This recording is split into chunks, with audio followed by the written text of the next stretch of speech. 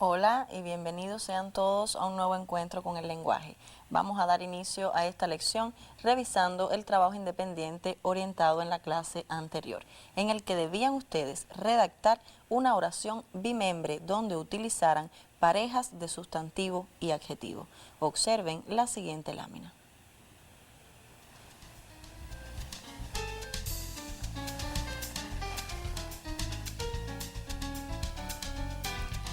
El aprovechamiento de los desechos sólidos constituye una fuente de materias primas. Esta es una oración donde para determinar si es bimembre, lo fundamental es determinar el sintagma nominal sujeto y el sintagma verbal predicado. El sintagma nominal sujeto es el aprovechamiento de los desechos sólidos y el sintagma verbal predicado todo lo que queda en la oración. Ahora bien, el núcleo del sintagma nominal sujeto es el aprovechamiento, pues este es el sustantivo más importante. Les decía que todo lo que nos queda en la oración es el sintagma verbal predicado. Y su núcleo, o sea, la palabra más importante, es la forma verbal constituye. Recuerden el procedimiento a seguir para determinar el sintagma nominal sujeto de una oración. Recuerden que siempre se le pregunta a la forma verbal quién o quiénes, en dependencia de si el enunciado está en singular o en plural. En este caso, si preguntamos quién constituye una fuente de materias primas, me responde el aprovechamiento de los desechos sólidos. De ahí que podamos afirmar que es el sintagma nominal sujeto. Ahora bien, en esta oración aparece más de una pareja de sustantivos y adjetivos. La primera es desechos sólidos y otra de las parejas es materias primas. Hasta aquí el análisis que debían ustedes haber hecho en la oración redactada. Rectifiquen mediante esta lámina en caso de que algo les haya faltado.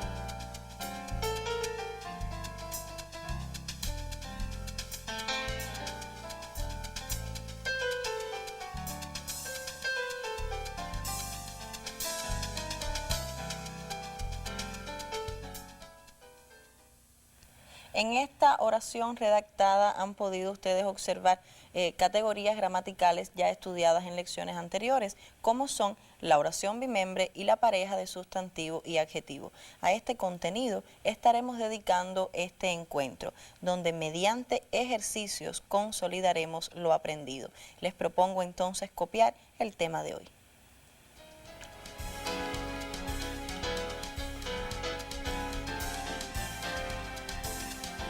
Tema: ejercita y aprende.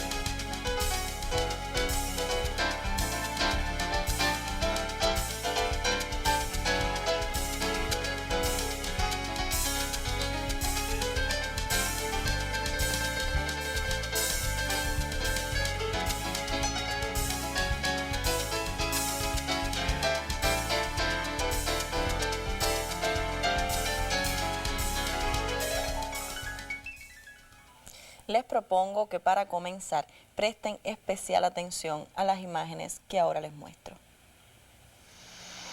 Miguel de Cervantes, escritor. Una prisión en Madrid, 1605.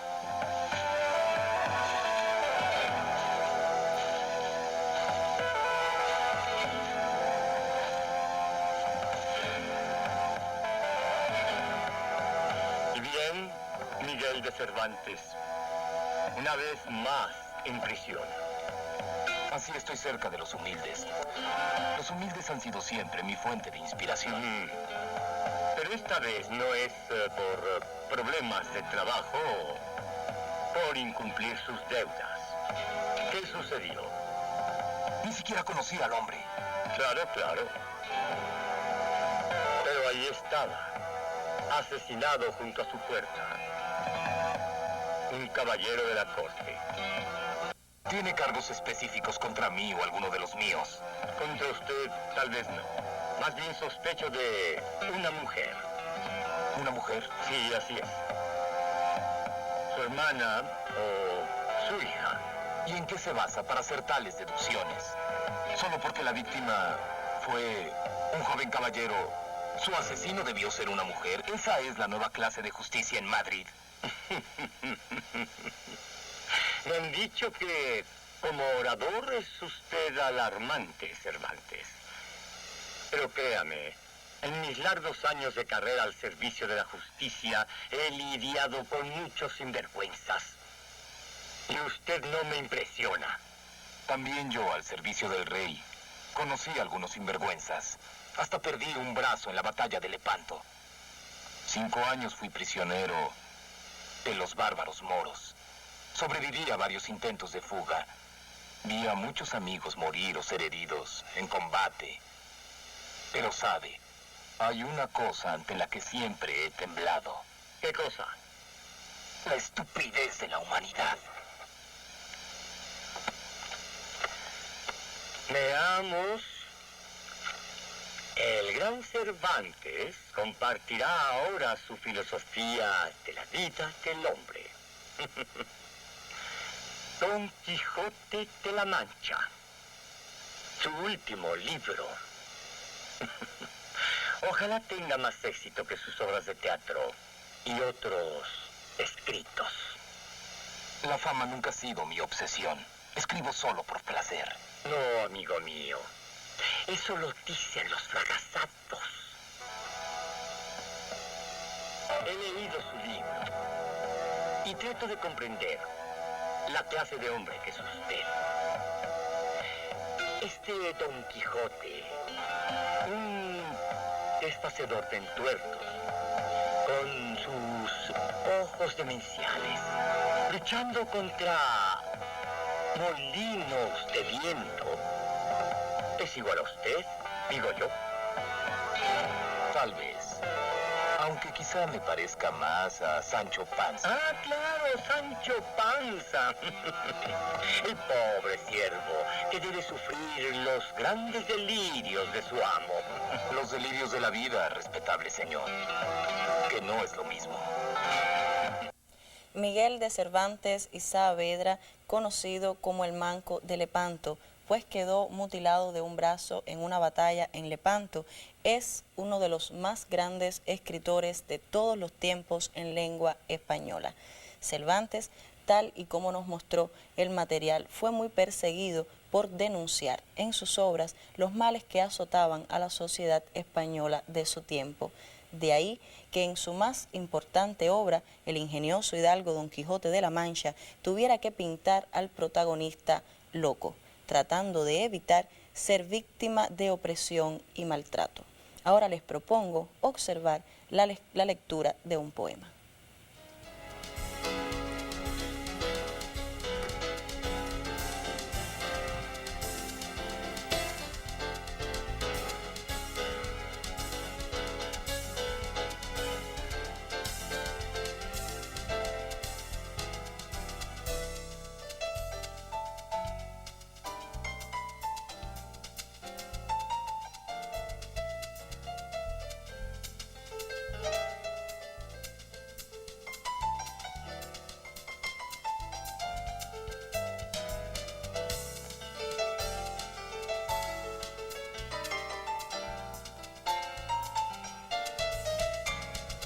El Quijote.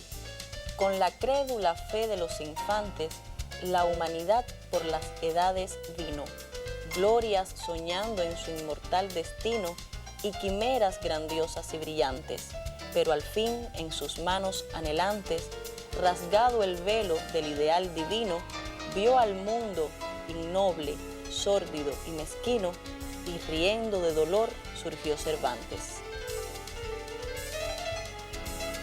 Noble y altiva y a la par grotesca, amasando la vida con su llanto, alzó su ambigua mano quijotesca y del manco doliente de Lepanto la aceda carcajada gigantesca oyen los siglos con secreto espanto.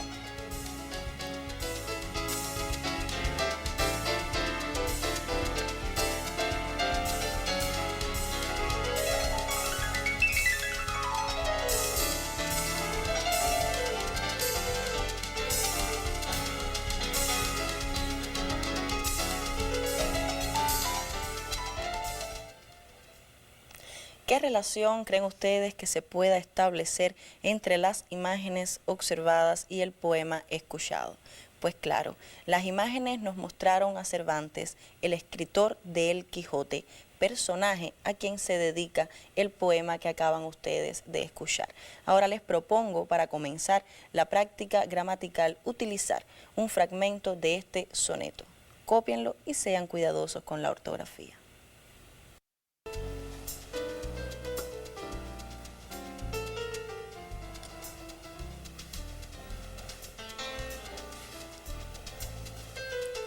Lee las siguientes estrofas. Noble y altiva y a la par grotesca, amasando la vida con su llanto, alzó su ambigua mano quijotesca, y del manco doliente de Lepanto, la aceda carcajada gigantesca, oyen los siglos con secreto espanto. El símbolo de la esquina indica que deben copiar estas dos estrofas.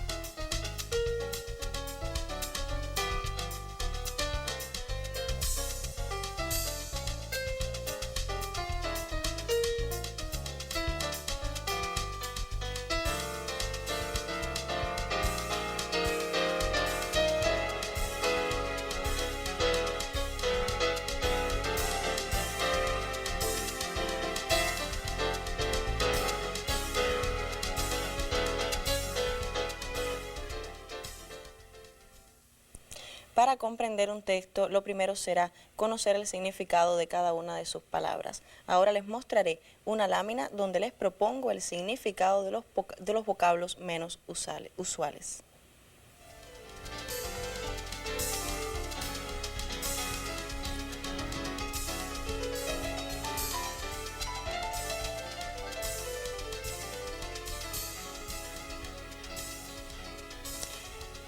Altiva significa orgullosa, soberbia, dícese de las cosas erguidas o elevadas.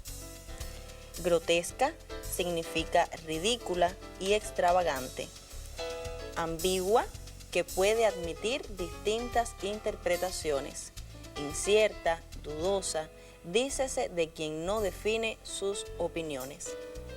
Y aceda significa desazonada, disgustada.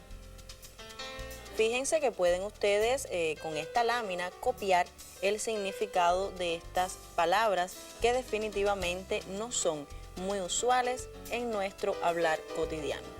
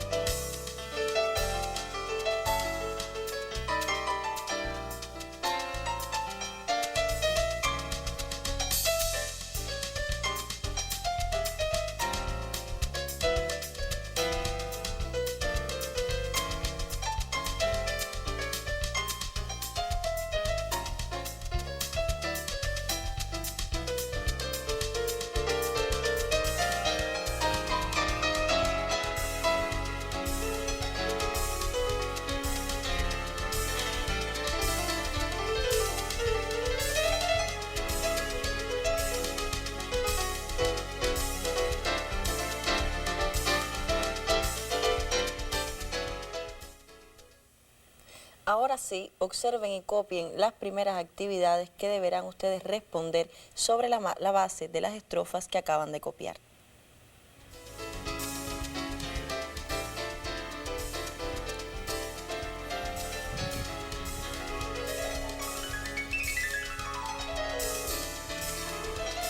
Extrae del texto una conjunción que una dos adjetivos, una preposición, una pareja de sustantivo y adjetivo que se refiera a risa excesiva. Establece la concordancia entre ellos.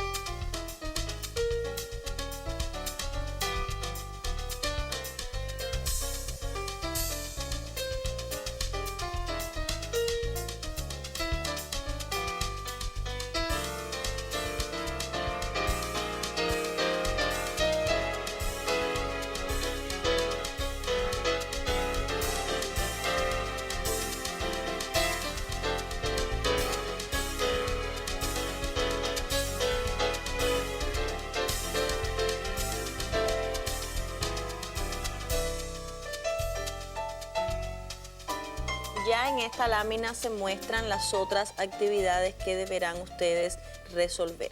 La primera dice, recuerden ustedes que la orden era extraer del fragmento, en este caso, la forma verbal que significa levantar. Di sus accidentes gramaticales. Conjúgala en copretérito del indicativo en la misma persona y número.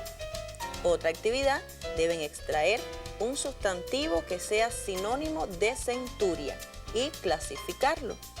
Deben además redactar una oración bimembre relacionada con el texto que presente la siguiente estructura, que comience con un sintagma nominal sujeto, más una forma verbal, más un complemento directo.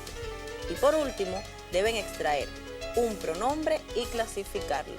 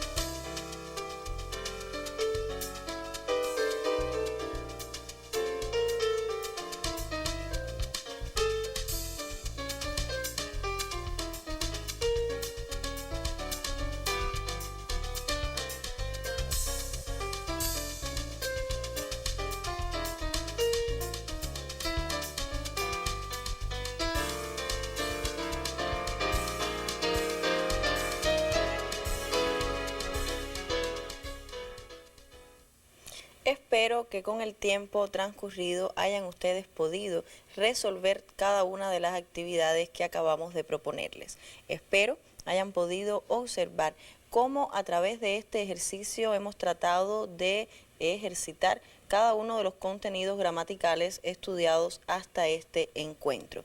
Les pedimos a los facilitadores que revisen la ortografía de los alumnos en las libretas, mientras les propongo que revisemos de conjunto cada una de las actividades para estar seguros de que respondieron correctamente.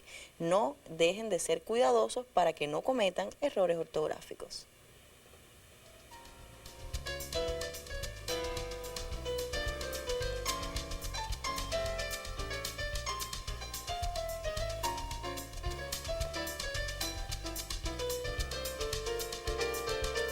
En el inciso A, como pueden observar, a ustedes les pedían extraer una conjunción que uniera a dos adjetivos. Este es el caso de la conjunción y.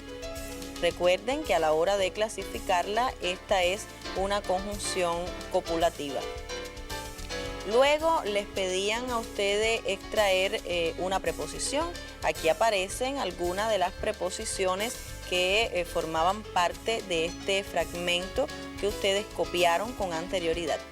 Son el caso de las preposiciones a, con, de y del.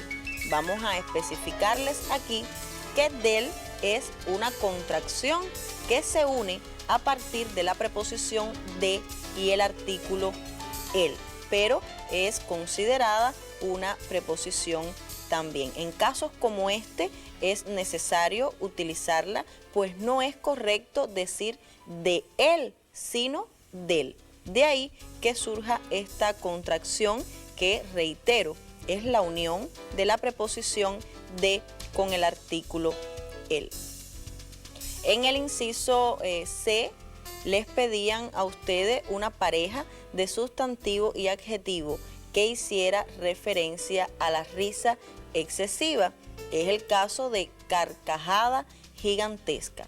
Ustedes saben que cuando decimos, o sea, la palabra carcajada indica que la risa es grande, es mucha, y gigantesca significa que además es constante, es bastante, es mucha la risa que se tiene.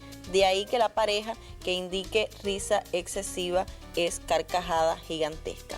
Les pedían entonces establecer la concordancia entre ellos. Ustedes saben que la concordancia entre sustantivo y adjetivo se da a través del número y el género. El número es singular, carcajada gigantesca, y el género es femenino. Espero que hasta aquí hayan coincidido con nosotros.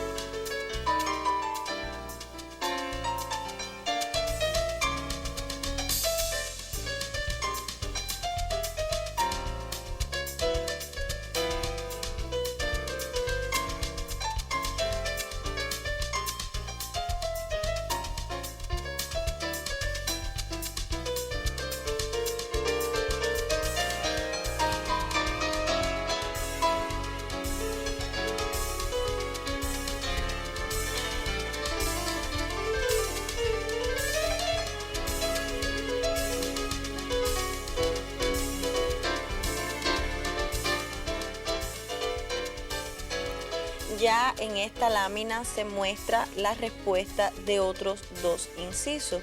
En el caso del inciso D, les pedían a ustedes extraer la forma verbal que indica levantar. En este caso es alzó. Y les pedían además que determinaran sus accidentes gramaticales. De ahí que podamos determinar que alzó es una forma verbal en modo indicativo, en tiempo pretérito, en número singular y en persona tercera. O sea, que como decimos comúnmente cuando nos referimos a los accidentes gramaticales de una forma verbal, ella está en tercera persona del singular, del pretérito, del indicativo. Además, en este inciso les pedían que conjugaran esta forma verbal en tiempo copretérito, manteniendo el modo, el número y la persona. De ahí que la forma verbal conjugada en copretérito sea alzaba. Aquí podemos hacer referencia a una de las reglas ortográficas ya estudiadas en lecciones anteriores y está referida a cómo la forma verbal conjugada en copretérito termina, la terminación aba se escribe siempre con B. Mientras que en la forma verbal alzó también podemos hacer referencia a otra regla ortográfica ya estudiada. Se trata de las palabras agudas. Como ustedes pueden observar, si dividimos esta palabra en sílabas, alzó tiene 2 sílabas. La fuerza de pronunciación está en la última y como termina en vocal, entonces se acentúa. Ahora bien, en el inciso E le pedían a ustedes extraer en el texto un sustantivo sinónimo de centuria, es el caso de siglo, y a la hora de clasificarlo entre común y propio lo clasificamos común, entre simple y compuesto este es un sustantivo simple y entre primitivo y derivado este es un sustantivo primitivo. Es importante que cada vez que se les pida clasificar un sustantivo, ustedes tengan en cuenta estas 3 clasificaciones. Un sustantivo puede ser común, simple y primitivo a la vez. Significa que siempre tenemos que determinar si un sustantivo es común o propio, simple o compuesto y primitivo o derivado. Significando esto que cada sustantivo podrá tener siempre 3 clasificaciones.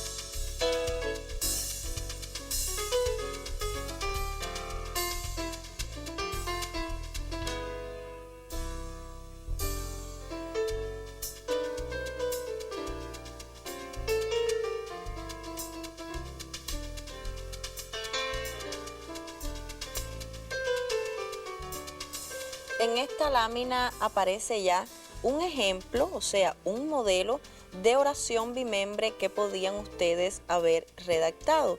En este caso es evidente que nuestro modelo no tiene por qué ser el de ustedes. No obstante, lo fundamental es que sea cual sea la oración que ustedes redacten, debe cumplir con la estructura que les pedimos. En esa estructura se les pedía que ustedes comenzaran con un sintagma nominal sujeto. Vamos a ver entonces cuál es el sintagma nominal sujeto de nuestra oración Cervantes.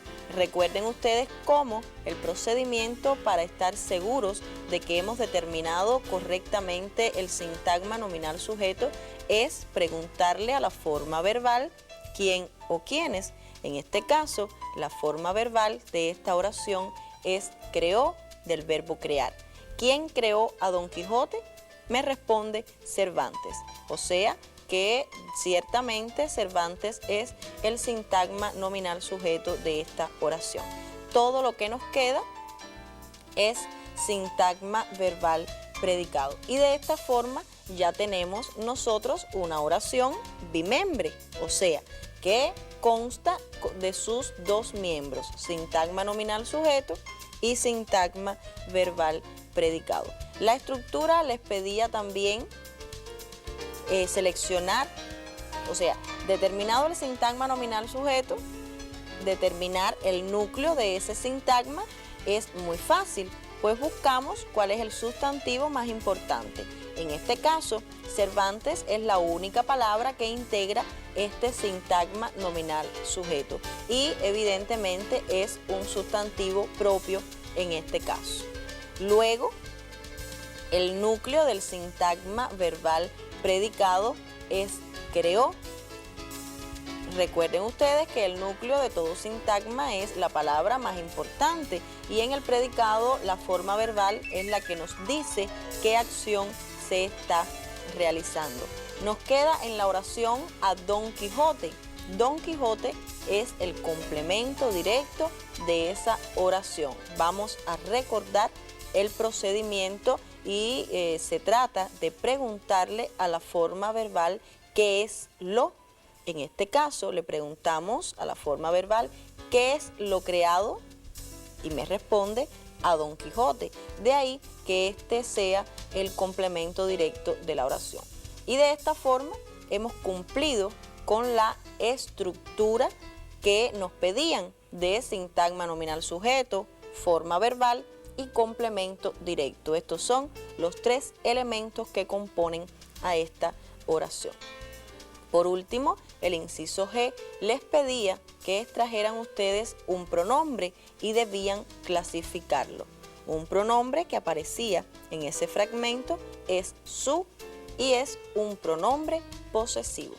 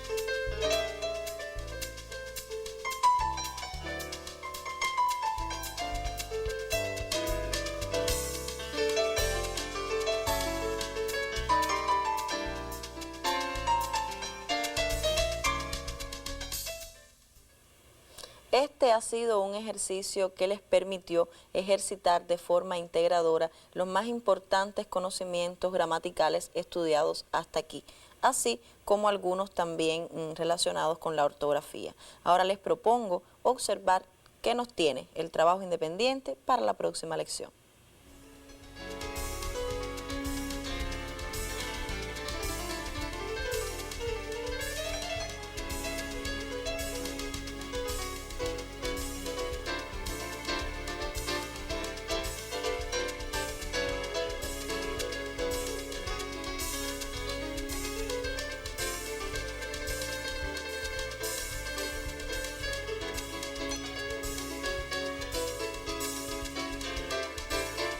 Trabajo independiente.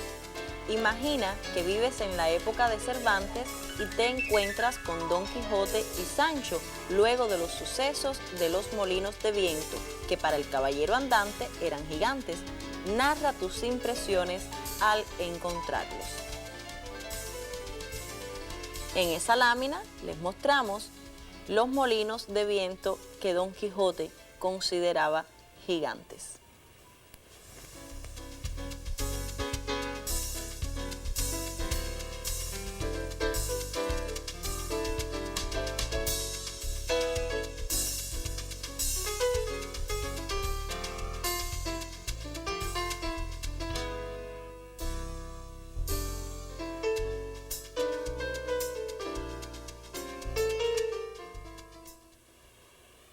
para concluir, los invito a disfrutar de un poema que dedicara el escritor argentino Diego Fernández Espiro al ya querido y legendario Don Quijote. Nuestro deseo, que nos volvamos a encontrar para continuar juntos aprendiendo sobre el lenguaje. Encajado en la bélica armadura, maltenido en menguado rocinante, atraviesa la vida el arrogante paladín de la humana desventura. Amalgama de genio y de locura, guerrero, trovador, sabio y amante, en triunfo va del caballero andante por todo el mundo la inmortal figura. Se alzó como un espectro de la nada sobre la noche de su edad sombría, para abrir con los golpes de su espada la huella de los siglos venideros, y a través de los tiempos todavía prosigue su matanza de carneros.